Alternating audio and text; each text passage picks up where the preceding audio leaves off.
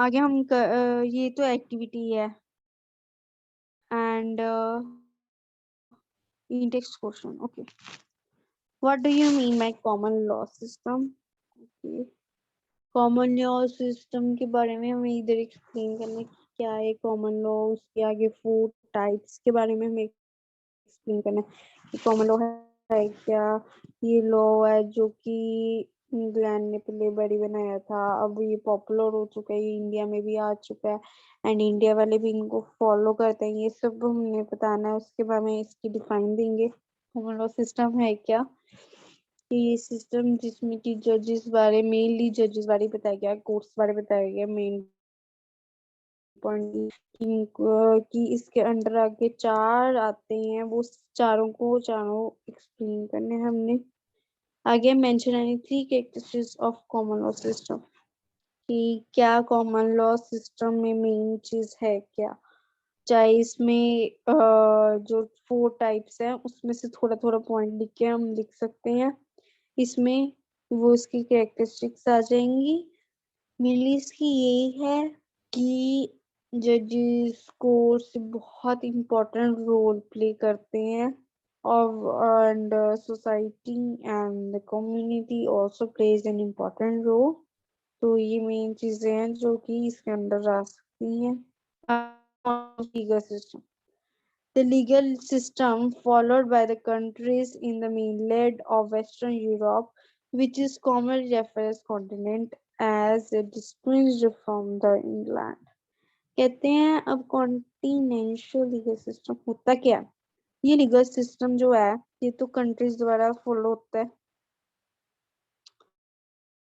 और सबसे पहली कंट्री जिन्होंने ये फॉलो किया गया है वो है वेस्टर्न यूरोप और इसको मेनली कॉन्टिनेंटल कहा जाता है ठीक है ये हम आगे पढ़ेंगे इसका डिस्कस किया हुआ है इन्होंने आइलैंड के साथ वो कैसे अब वो हम पढ़ते हैं आगे next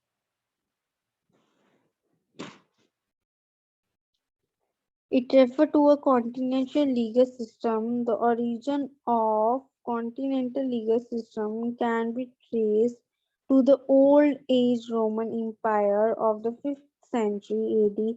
You might have heard about the Roman Emperor Justinian AD 483-46565. During those times, many rules and regulations were complied and were called code. From that time onwards, this legal system spread all over the Europe, including England, for some time. पहले इतना बता देती हूँ कहते हैं कि इसकी शुरुआत हुई क्या कॉन्टिनेंटल लीगल सिस्टम की शुरुआत हुई क्या ये रोमन एम्परर ने पहली बात की थी 5th सेंचुरी में की थी और इसके बारे में कुछ सुनोगे सबसे पहले इन्होंने शुरुआत की थी रोमन एम्परर जस्टिनन ने इसमें 483 से 565 एडी में इन्होंने शुरुआत की थी जिसमें रूल्स एंड रेगुलेशंस इन्होंने बताए थे जिसको बोलते हैं code rules and regulations mainly नहीं बोलते ये जो है रोमन ये इनको ये रूल्स एंड रेगुलेशन को कोड से बोलते हैं कोड बोलते हैं मतलब फिर फिर अब कहते हैं From that time onwards, the legal system spread all over the Europe, including England, for some time. कहते धीरे धीरे करके ये यूरोप में भी फैल गया उसके बाद में इंग्लैंड में भी आ गया और बाकी के दुनिया के और कंट्रीज में भी ये आ गया 17 और 18 सेंचुरी तक ये हर कई जगह फैल गया था Now you may find this legal system present in many countries of Southern America and parts of Africa, as you might be aware that in India, even French and Portuguese had some to establish in the society for some time, and during that period, they had successfully imposed their legal system in those places such as Puducherry, Goa, Daman, and Diu. कहते हैं हम धीरे धीरे देखेंगे वहां तो जो बड़ा यूरोप वगैरह में बड़ा वो तो चलो ठीक है अब ये साउथ वाली साइड भी आ गया साउथ अमेरिका में फैल गया ये अफ्रीका में भी फैल चुका है, इंडिया में भी आया हुआ है, फ्रेंच मतलब सब कुछ आया हुआ है, हर एक कंट्री में लगभग ये आ ही गया है, ये जो कोड है ये फैल ही चुका है, जिनके बनाए गए रूल्स एंड रेगुलेशंस है ये फैल ही गए हैं। बाकी जो जगह और जगह है जैसे कि होगी ये पौंडीचेरी, गोवा, इंडिया की इस जगहों पे भी आ चुका हुआ है। You may identify the continent legal system on the. अब जो कोड रोमन्स द्वारा बताए गए जो पूरी वर्ल्ड में फैले थे वो कौन से थे ये अब बताए गए हैं। पहला था importance of acts statutes passed by the parliament और कॉम्पिटेंट अथॉरिटी। कहते हैं इनके द्वारा जो मतलब पास किया गया था लॉ, ये मेन वो है। नेक्स्ट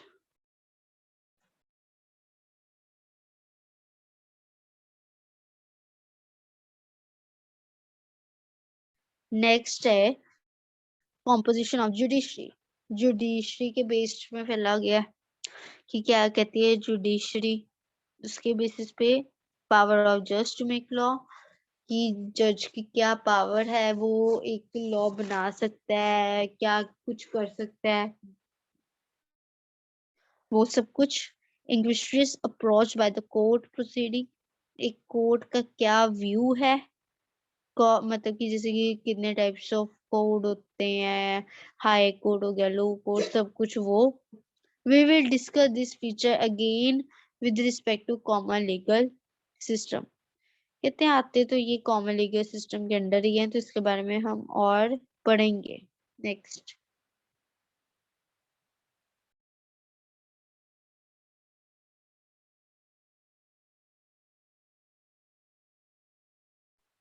पहला है importance of act statutes passed by contact legislature. The acts passed by parliament or the competent authorities receive the highest importance in this legal system. कहते हैं कि जो पार्लियामेंट होगी, लेजिस्लेशन जैसे होगी, इन्होंने जो भी लीगल सिस्टम अप्लाई किए हुए हैं, जो बनाए हैं, इनको पास किए है, इसके पीछे एक मकसद जरूर है जो कि ये पास की इनकी एक खुद की इम्पोर्टेंस है कि जो ये पास की गए हैं।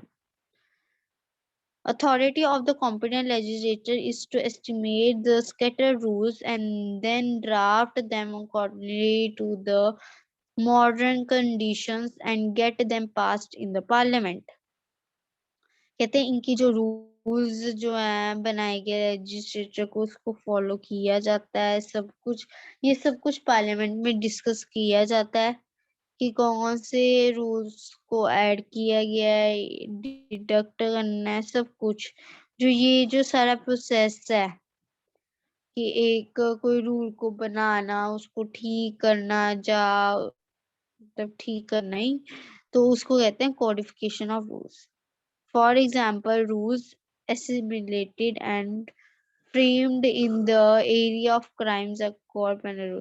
कहते हैं अगर ये रूल्स जो हैं वो क्राइम्स में सुने मतलब कि क्रिमिनल फॉलो कर रहा है तो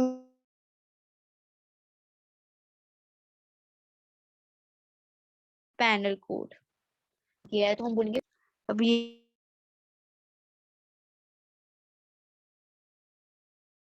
हम ये वर्किंग नहीं से करेंगे, we will say कि पेनल कोड हुआ गया है, इस केस में पेनल कोड हुआ है।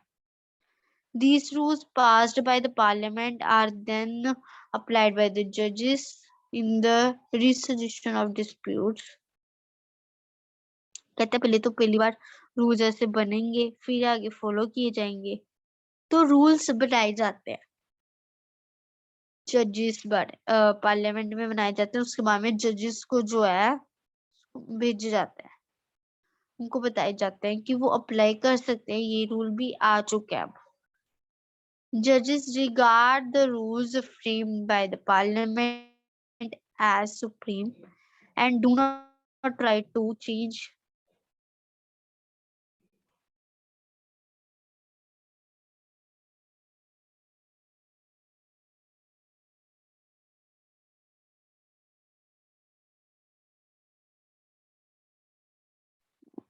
स्क्रीन पे कुछ विजिबल नहीं है।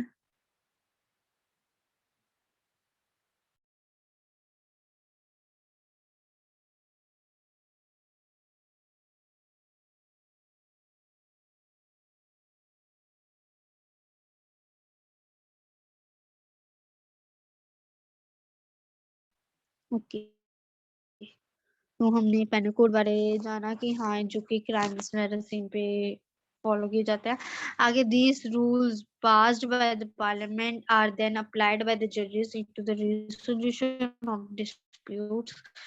कहते हैं पार्लियामेंट एक बारी ये रूल्स को भेज दे, उसके बाद में जो जजेस है वो इसको सॉल्व करने की कोशिश करते हैं कि हाँ मतलब वो समझते हैं कि हाँ ये रूल भी आ चुके हैं, ध्यान रखते हैं इस चीज का और उसके अकॉर्डिंग ही आगे चलते हैं। जजेस regard the rules framed by the parliament as supreme and do not try to change it by asserting their own authority as in the common law।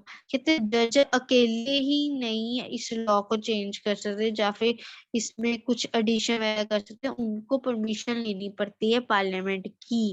वैसे अकेले कोई काम नहीं कर सकते कि हाँ चलो पार्लियामेंट ने तो अपना काम कर दिया, बना लिया, अब हमारे पास आया तो हम चेंज कर लें। नहीं, उनको परमिशन लेनी पड़ती है पार्लियामेंट की, उनसे डिस्कस करना पड़ता है, फिर सब कुछ होता है। नेक्स्ट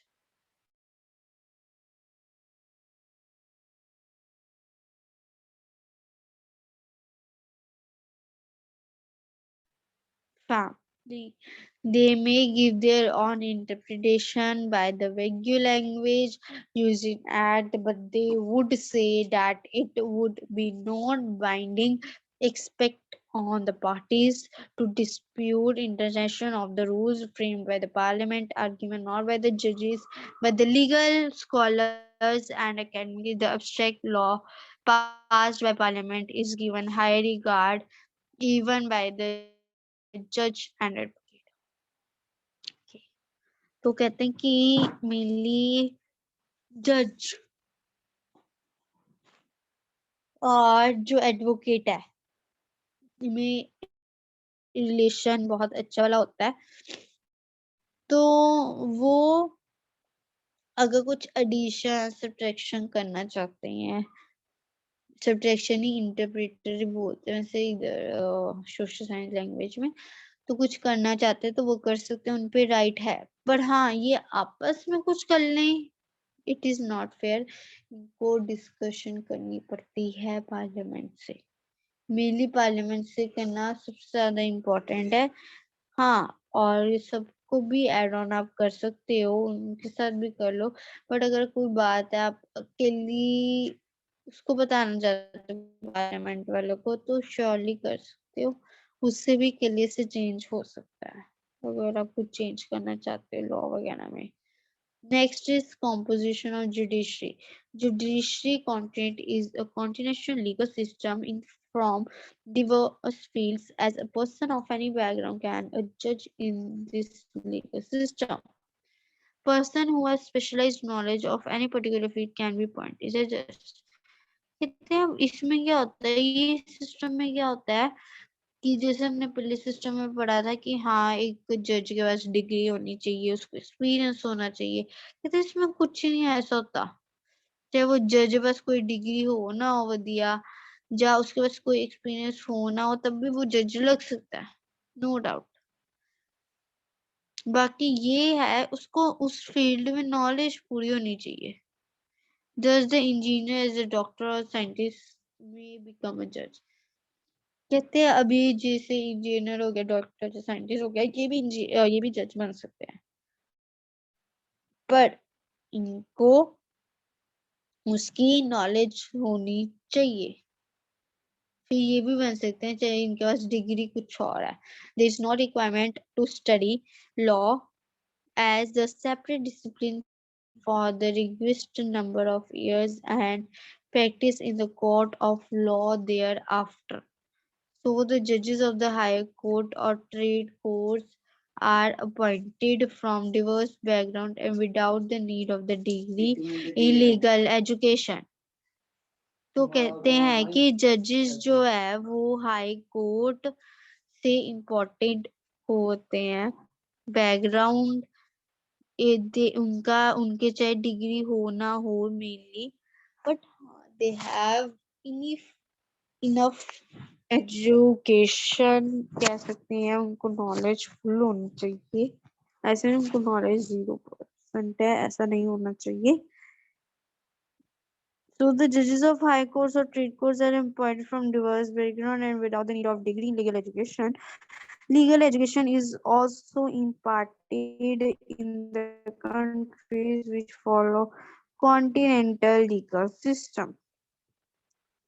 So they said कि इनकी बैकग्राउंड जो है लीगली होनी इम्पोर्टेंट होनी इतनी जरूरी नहीं है। बाकी चलो जो भी हो सकती है कंट्रीज में, बाकी ये जो लीगल सिस्टम है जिसमें डिग्री वगैरह ऐसे इम्पोर्टेंट नहीं है, सब कुछ इतना इम्पोर्टेंट नहीं, बस नॉलेज होनी जस्ट स्किल बंदे में होनी इम्पोर्टेंट है, तो उसको बोलते हैं कॉन्टिनेंटल लीगल सिस्टम। ये जो है ये इस बात पे फॉलो करता है, इनको फॉलो करता है, फॉलो ऐसे करता है क्योंकि इसमें एक जज को मतलब कि एक डिग्री की रिक्वायरमेंट नहीं होती। In India too, you might find that the technical member is sometimes appointed by the court to assess them in arriving at a conclusion in which any technical problem is also involved. कहते हैं कि कभी कभार अगर कोई बात जो है वो किसी तो एक कोई बात है नहीं समझ लगी किसी जज को सपोज, तो वो किसी ऐसे बंदे को भी उसकी हेल्प ले सकता है जो टेक्निकली बहुत स्ट्रांग है, मतलब माइंडली बहुत स्लो है, मतलब वो उसका दिमाग इतना तेज है, उसमें इतनी नॉलेज है, इतनी स्किल है, इवन चाहे उसने डिग्री नहीं ली हुई लॉ की, पर तब भी उसको उस बात का हल पता है, तो मतलब कि वो बात भी हो सकती है, ऐसा भी हो सकता है, जरूरी नहीं सब कुछ डिग्री हो, एक बंदे की knowledge is very important. Third is power of जजेस टू मेक लॉ। अब जज क्या रोल प्ले करता है अपने लॉ में, ये इसमें बताया जाएगा। जज इन legal system do not make law and their judgments do not carry authority except in the dispute before the court. They apply the law made by legislature and cannot make the law themselves. तो कहते हैं कि इसमें क्या होता है, जजेस जो है, जैसे पहले में होता था कि हाँ जजेस जो है वो लॉ में कुछ एडिशन अगर चाहे तो वो कर सकते हैं, बट इसमें हर एक चीज उल्टी हो रही है कि अगर वो चाहे भी एडिशन करना तो वो कुछ एडिशन नहीं कर सकते, मतलब कि वो अपनी तरफ से लॉ नहीं बना सकते, जो पार्लियामेंट से आए हैं लॉ बन के उनको वो चीज जो है वो फॉलो करनी ही पड़ेगी, तो जो मर्जी हो जाए। They apply the law made by legislature and cannot make the law themselves, ये अपनी तरफ से लॉ नहीं बना सकती। In other words, the judgments regarded by the judges of even the high courts do not enjoy the status of judicial presidents, as in a common law system their judgments are given respect by the judges in other cases, but they are not bound by them. For example, the judgments given by the High Court of Appeal in France, namely Cour de Cassation, are not binding all courts in France. अब कहते हैं कि जरूरी नहीं कि एक court ने जो बोला उसको ही एग्रीमेंट दूसरे कोर्ट ने भी करनी है, ऐसा इम्पोर्टेंट नहीं है। कहते हैं जैसे कि फ्रांस में क्या होता है कि कोई अगर हाई कोर्ट अपना अपना डिसीजन जैसे बताता है, तो वो कि ये अब दूसरा कोर्ट जो है वो ही बात पे वो ही डिसीजन सुनाए, ऐसा तो नहीं हो सकता, डिफरेंट भी हो सकते हैं सबके, तो किसी की अपनी एक मेंटालिटी है। However, the judgment of the court is given high respect in judicial bodies The judges of the High Court cannot strike down the law passed by the legislature. They can only apply the law passed by the legislation. कहते हैं ये हाँ उसके खिलाफ नहीं जा सकते जो एक बड़ी जो लॉ है वो बन के आ गया है, लेजिस्लेशन ने जो भेजा वो बन के आ गया। अगर ये कर सकते हैं तो ये कर सकते हैं कि इस उनको फॉलो करना ही पड़ना है। And next is the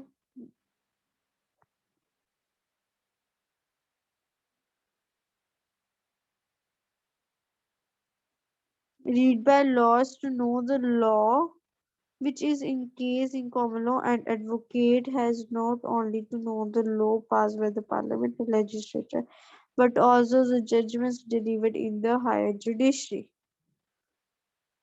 Okay. तो कहते हैं कि लॉ वालों को जिसे भी जो भी पावर भेज दी हो, और एडवोकेट अभी एक लॉ एक जज को ही नहीं इतनी पावर्स मिली तो एडवोकेट किसे इतनी पावर्स मिल जाएगी? इट इज नॉट ना that much possible.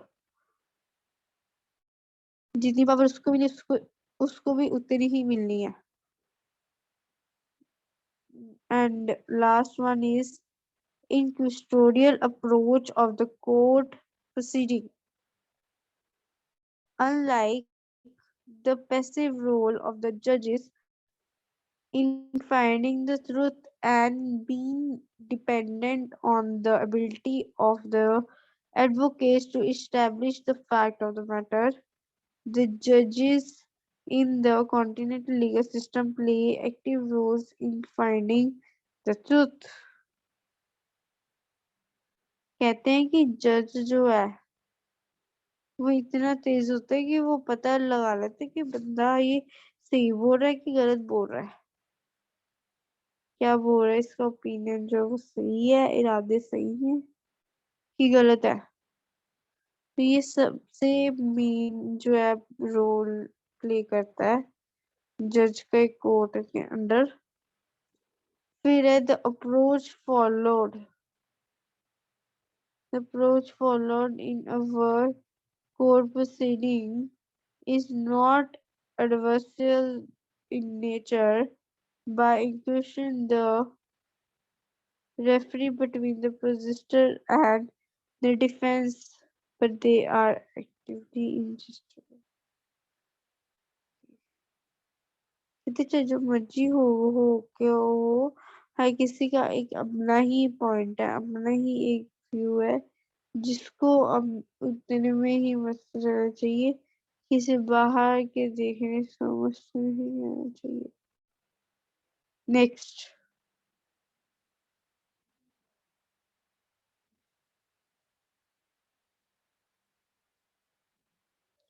the matter themselves with the cooperation of all disputing parties and try to establish the truth of collection of evidence.